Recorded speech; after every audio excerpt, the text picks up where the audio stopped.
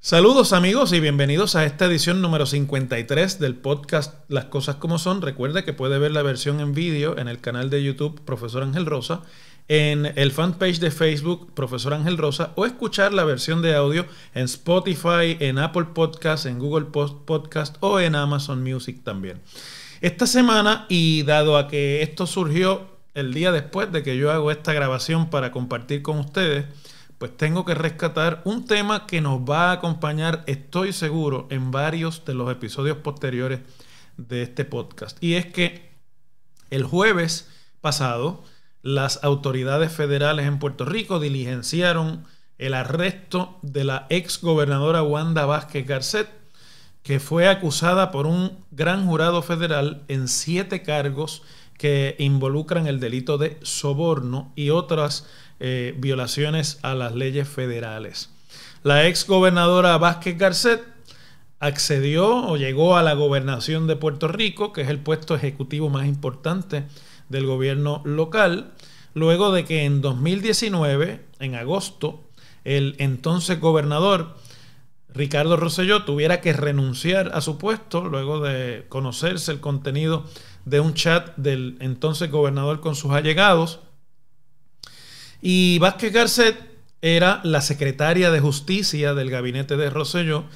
y segunda en la línea de sucesión. Como no había secretario de Estado en ese momento, que había renunciado por las mismas razones que renunció el gobernador posteriormente, se activó esa línea y en la segunda al mando llegó al primer puesto del gobierno de Puerto Rico.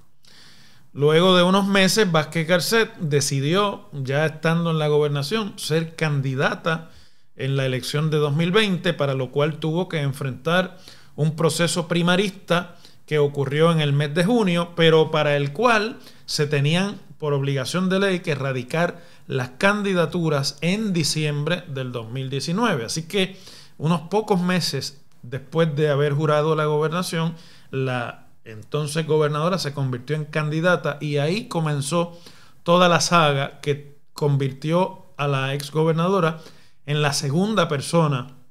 que en la historia de Puerto Rico ha ocupado la gobernación y es acusada por las autoridades federales de delito. Junto a la ex gobernadora fueron acusados también el banquero venezolano de descendencia italiana Julio Herrera Bellutini y un ex agente convicto del Buró Federal de Investigaciones, la Policía Federal de los Estados Unidos, el FBI, de nombre Mark Rossini. La ex gobernadora fue arrestada en su hogar de San Juan, la capital de Puerto Rico, en las últimas horas de la madrugada de ese jueves, y el ex agente Rossini fue traído ante la justicia federal en Puerto Rico procedente de España, donde reside hace apenas un par de días. Mientras que Herrera Bellutini, quien no reside en Puerto Rico, reside en el Reino Unido, básicamente en la ciudad de Londres, todavía no ha sido traído a la justicia y no se sabe si las autoridades federales han comenzado algún proceso de extradición contra este ciudadano venezolano y banquero internacional. Fundamentalmente, las acusaciones contra la ex gobernadora implican que a través de intermediarios, entre ellos una persona de nombre John Blakeman Ortiz, que estaba asociado a la candidatura primarista y luego, no pudo seguir porque la gobernadora perdió esa primaria frente al hoy gobernador del Partido Nuevo Progresista, Pedro Pierluisi. La ex gobernadora aceptó donativos ilegales a su campaña a cambio de tomar decisiones ejecutivas en el gobierno, principalmente en la oficina que regula las instituciones bancarias en Puerto Rico, para alejar una investigación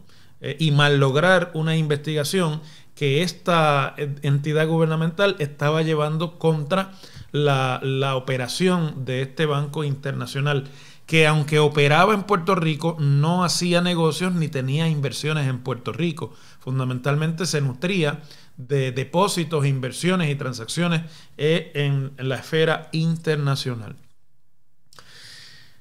El otro intermediario del que habla la acusación federal es una persona de origen pakistaní que responde al nombre de Fahad Ghaffar y que está en Puerto Rico como inversionista beneficiándose de algunos decretos de exención contributiva que existen en Puerto Rico y que además tiene negocios con un conocido inversionista norteamericano en Puerto Rico de las bienes raíces y otros negocios, John Paulson. A través de Blakeman y a través de Ghaffar, quien se convirtió rápidamente en un allegado de la administración de Wanda Vázquez, Herrera Bellutini hizo la promesa, inclusive en la boda del propio Ghaffar, a la cual fue invitada la exgobernadora, de financiar las aspiraciones políticas de Vázquez Garcet a cambio de que el gobierno y la gobernadora despidieran al jefe de la agencia reguladora bancaria y le sustituyeran con una persona que respondiera a las peticiones y a los intereses de Herrera Bellutini, lo que eventualmente ocurrió.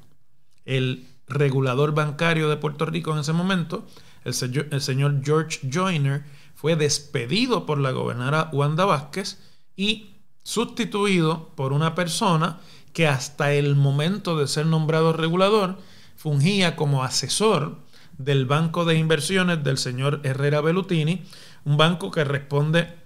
al nombre de Bancrédito Internacional, Banco Internacional, y que hace un par de días acaba de anunciar el regulador bancario que voluntariamente, y claro está, luego de las acusaciones contra el señor Herrera Bellutini, ha liquidado sus operaciones en Puerto Rico.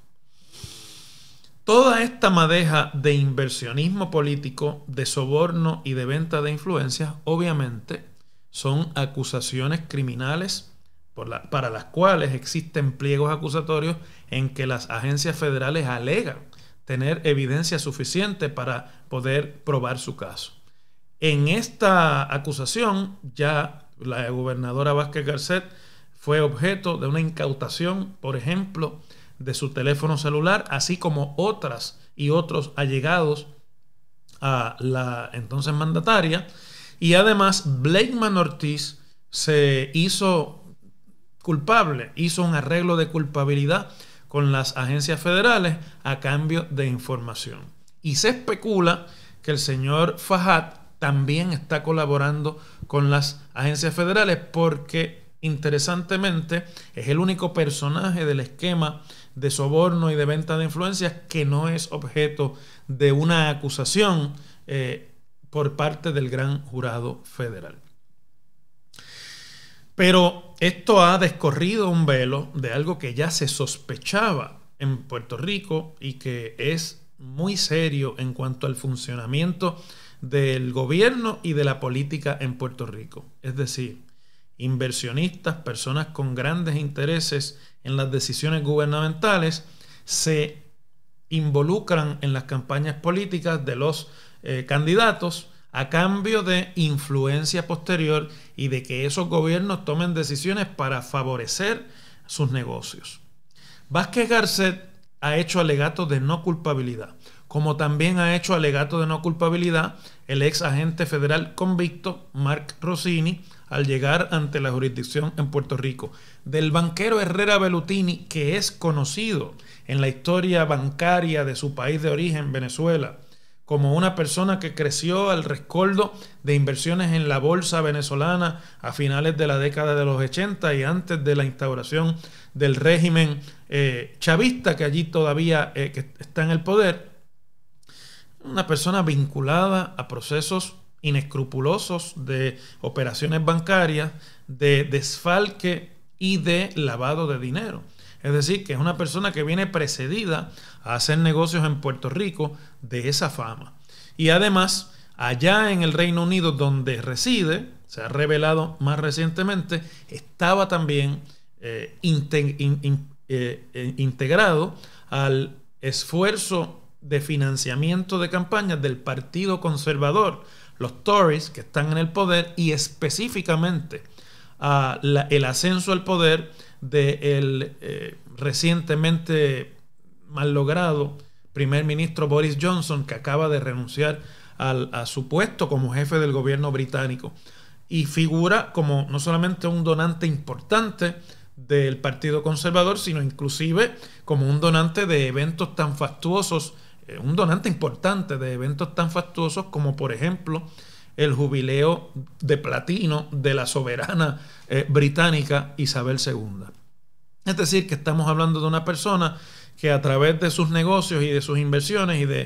y de cosas como las que se le acusa hoy día en la jurisdicción de los Estados Unidos, está acostumbrado a comprar las influencias para beneficiar a sus negocios. En el caso concreto de Bancrédito Internacional Bank and Trust, el pliego acusatorio alega que logró comprar las decisiones de la gobernadora de Puerto Rico. Lo que esto implica es que el carácter de financiación de las campañas políticas en Puerto Rico tiene y va adquiriendo rápidamente un carácter de negocios de mafia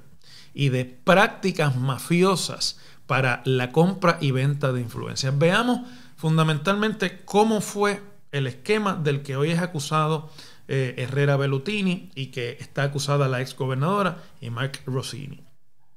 Herrera Bellutini tiene sobre su banco que operaba en Puerto Rico una investigación del regulador, pues por la misma sospecha de la fama que le precede, transacciones dudosas y la posibilidad de que se esté lavando dinero en la jurisdicción de Puerto Rico, que es una jurisdicción bajo las leyes federales de los Estados Unidos. Quiere deshacerse de esa investigación y se acerca a, por ejemplo, su amigo Fajad, quien es ya un allegado de la administración y se le vincula con otra serie de transacciones y de acercamientos dudosos al gobierno de Puerto Rico en la administración de Wanda Vázquez y antes. Y le dice que necesita ayuda para lograr deshacerse de esa investigación. Fajad contacta, entre otros, a John Blakeman y a la propia gobernadora y comienza una serie de intercambios de reuniones que eventualmente desembocan en una reunión en uno de los hoteles del área turística de San Juan a la que acude la gobernadora y en la que se le informa a la gobernadora que se le va a contratar una firma de consultoría internacional pagada obviamente con el dinero de Herrera Bellutini a través de la creación de un supercomité de acción política para que pudiera costear no solamente la asesoría, sino instrumentos tan importantes como encuestas electorales para ir monitoreando la efectividad de la campaña de Vázquez Garcet. Y ahí entonces comienza, una vez eso se termina el acuerdo para comenzar a negociar esta venta de influencia, comienza una serie de comunicaciones en las que, por ejemplo, Blakeman Ortiz, quien está sentimentalmente involucrado con la persona que fungía como presidenta del Bancrédito International Bank and Trust en Puerto Rico y que, igual que Blakeman, se ha declarado culpable de delitos asociados a este esquema de venta de influencias y de soborno, comienzan a lograr que se tome la determinación de despedir a la persona encargada de la agencia reguladora para nombrar al favorecido por el señor Herrera Bellutini o por la petición de Herrera Bellutini. Todo esto en el pliego acusatorio está nutrido de una serie de porciones de conversaciones que se dan tanto personalmente como a través de mensajes de texto en el que se intercambian frases como, por ejemplo, según se alega en el pliego acusatorio, cuando finalmente se logra la decisión de sacar al regulador o a la persona que está a cargo del regulador, el pliego acusatorio, lo estoy buscando aquí para poderlo decir directamente, alega que una vez la gobernadora saca al regulador y nombra a este personaje de nombre Víctor Rodríguez Bonilla, un ex consultor de Bancrédito que ahora sería el regulador, Pues entonces la gobernadora utiliza su teléfono para mandar un mensaje al señor Herrera Bellutini y decirle: finalmente usted tiene poder aquí, señor. Y le asegura que no va a haber ningún problema en la designación que se ha hecho, porque aunque es un nombramiento que requiere el consejo y consentimiento del Senado, ya estaba hablado con el Senado. Y hay que señalar que el señor Blakeman Ortiz, quien entonces fungía como asesor de la campaña de la gobernadora, es un allegado del entonces presidente del Senado de Puerto Rico, Tomás Rivera Schatz, a quien no es acusado ni está mencionado en el pliego, pero la información de que todo estaba bien con el Senado da a implicar que Blakeman se encargaría de que en el Senado la confirmación de Víctor Rodríguez Bonilla se daría sin ningún problema. Herrera Bellutini, acostumbrado como está a los negocios tipo mafia y sabiendo además que este tipo de cosas pueden ser rastreadas por las autoridades, le envía un mensaje a Gafar, la persona que estaba sirviendo de intermediario suyo y persona de confianza, el 14 de mayo,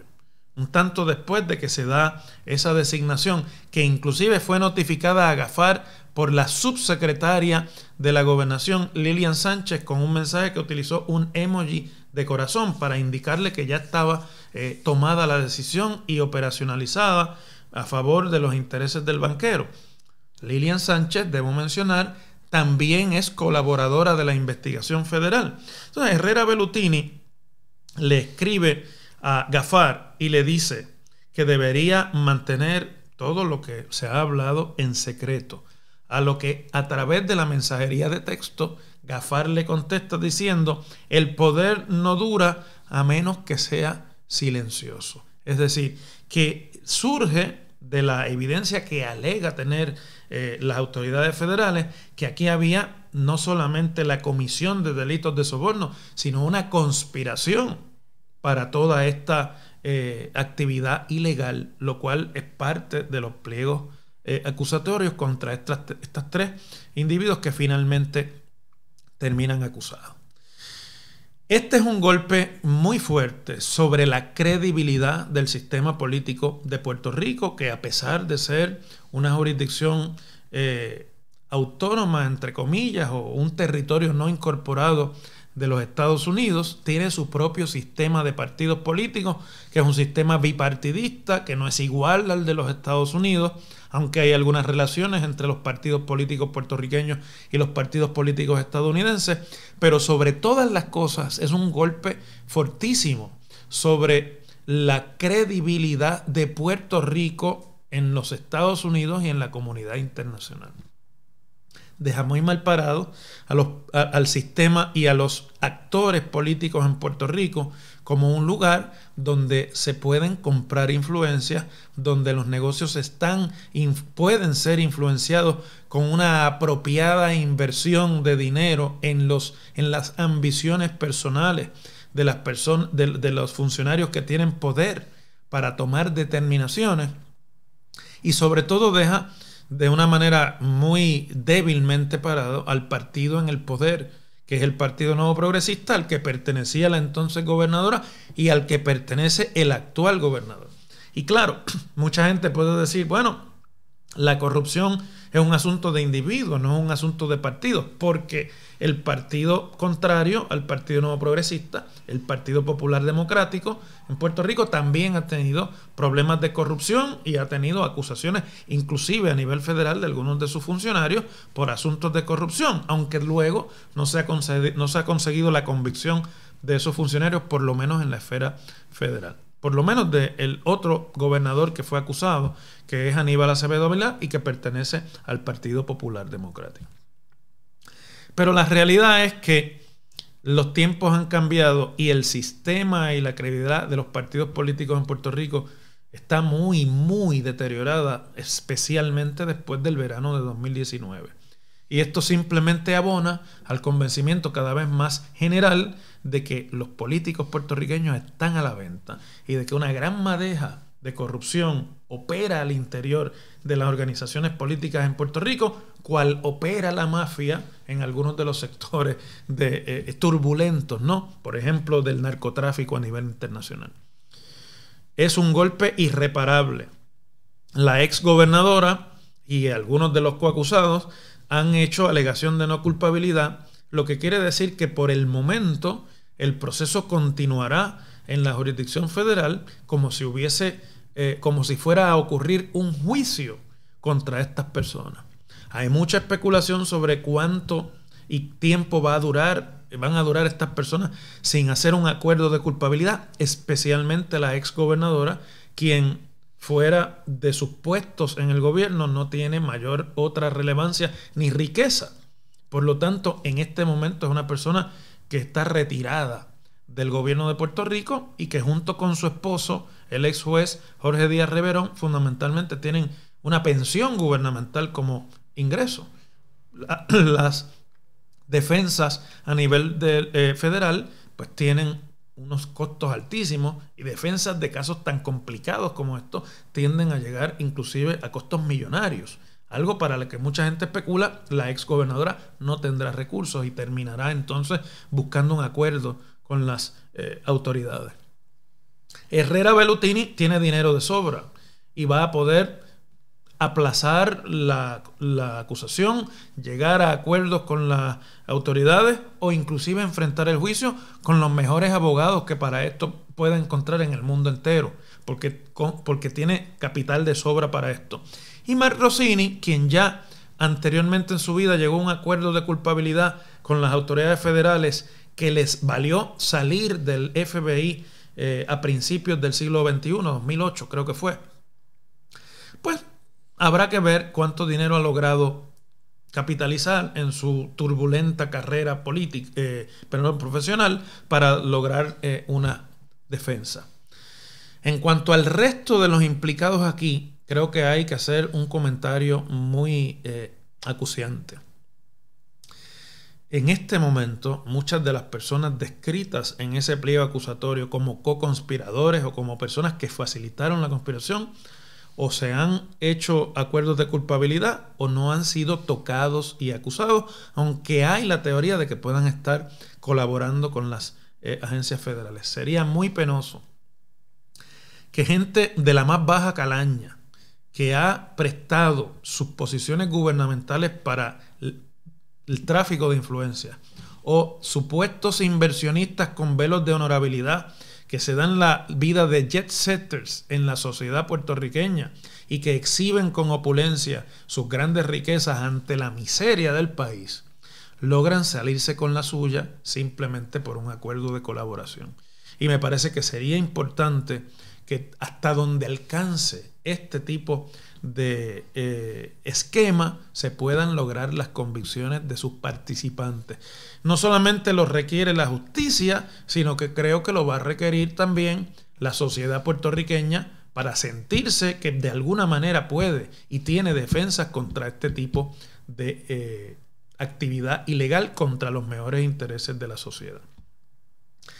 Pero además está decir que en Estados Unidos hoy día está reforzada la teoría ya cada vez más suscrita en los círculos de poder de que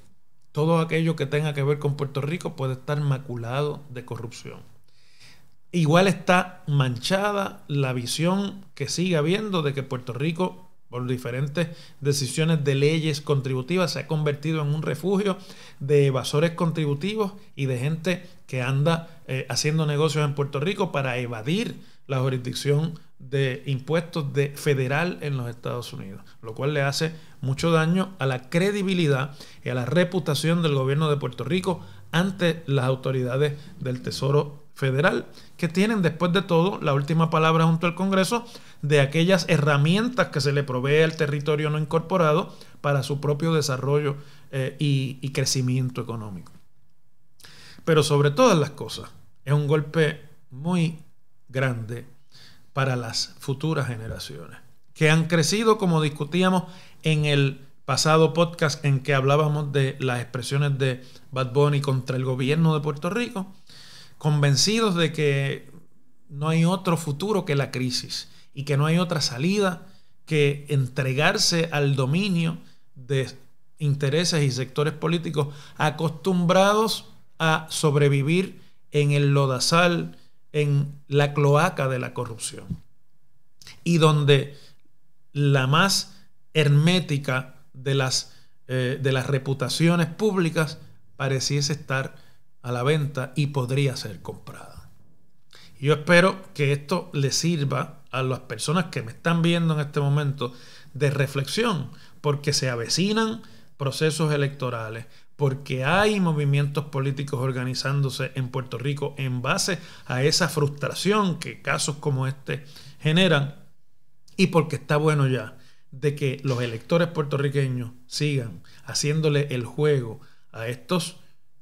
mafiosos políticos a los que estamos sometidos,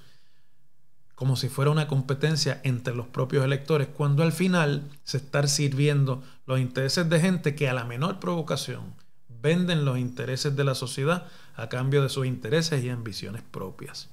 Estas acusaciones contra la exgobernadora y los demás seguirán su curso y habrá que ver cuánto puedan lograr ante un jurado y cuánta defensa puedan lograr para salir airosos si finalmente hay los juicios contra ellos. Pero en el juicio de la opinión pública están todos juzgados y son todos culpables. Agradezco como siempre la atención que le prestan a este podcast y les espero la semana próxima en otra edición más de Las Cosas como Son.